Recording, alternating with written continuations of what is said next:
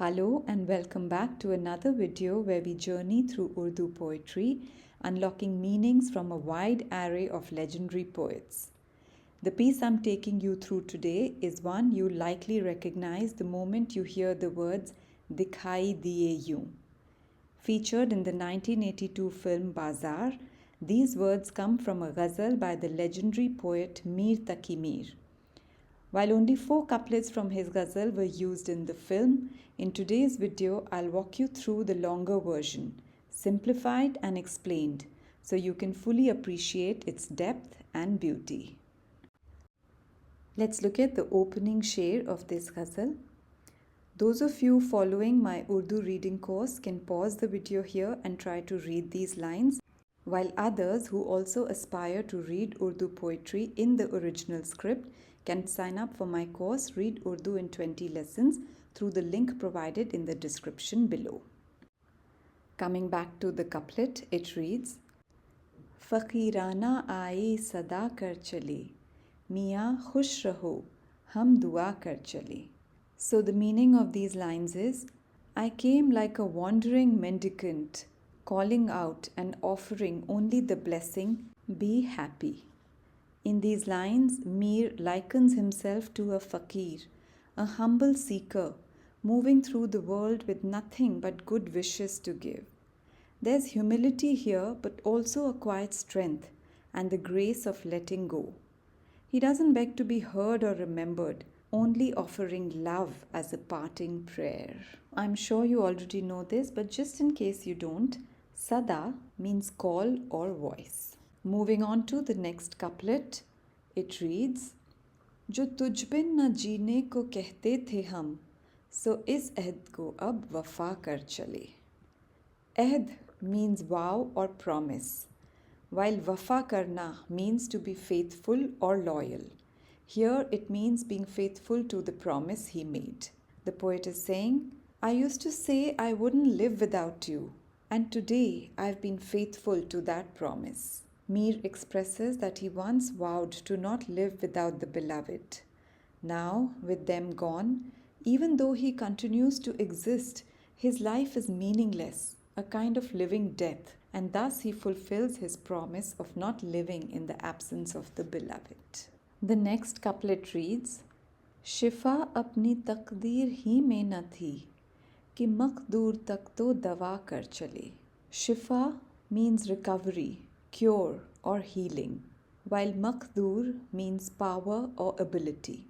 He says, the cure I sought was never in my fate, even though I tried remedies to the best of my abilities. Here Mir Taqi Mir speaks of human limitations in the face of destiny.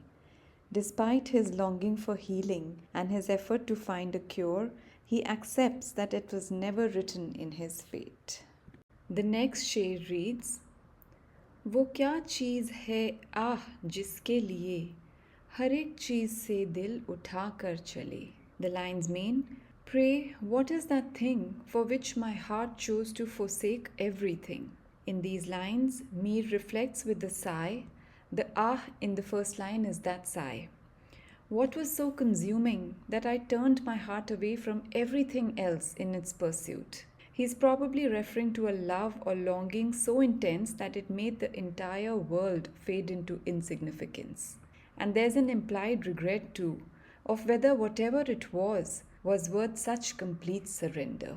Moving on to the next couplet. कोई na-umeedana karte निगाह, so tum हमसे मुँह भी छुपा कर चले. Na-umeedana is from na-umeed, umeed ke baghair, hopeless. The poet means, lest you should see the hopelessness in my gaze, you passed me by with your face turned away. Here, Mir addresses the beloved, saying that she avoids even a moment's eye contact, as if afraid that a single despairing glance from him might reveal too much pain and perhaps bring up an emotion of guilt in her for treating him this way. Going on to the next sher, it reads, बहुत आरज़ू थी गली की तेरी, सो यहाँ से लहू में नहा कर चले. He says, how I longed to be in your street, but I was soaked in blood when I left it. Here, Mir encapsulates the profound pain of unrequited love. The gully or lane symbolizes the beloved's presence, something the lover yearns to attain. And the phrase drenched in blood signifies the intense suffering endured in the pursuit of this unattainable love. And now, finally, the couplet that you've probably been waiting for.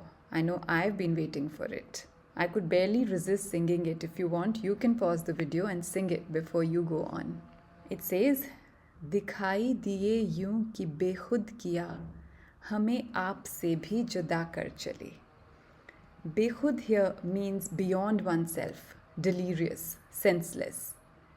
And aap doesn't have the usual meaning of you over here. It means oneself, as in the usage apni aap. So Mir is saying, seeing the beloved made me senseless. It separated me even from myself. He says the beloved's appearance was so mesmerizing, so overwhelming, that it rendered him senseless, beyond himself, causing him to disconnect even from his own identity.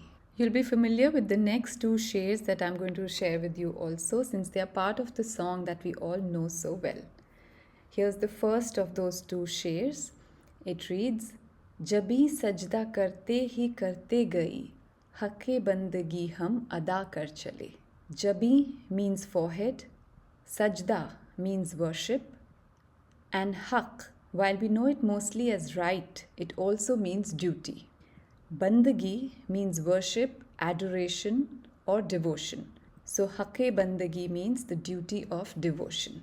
The meaning of the lines is, I kept bowing my head in devotion and thus fulfilled my duty.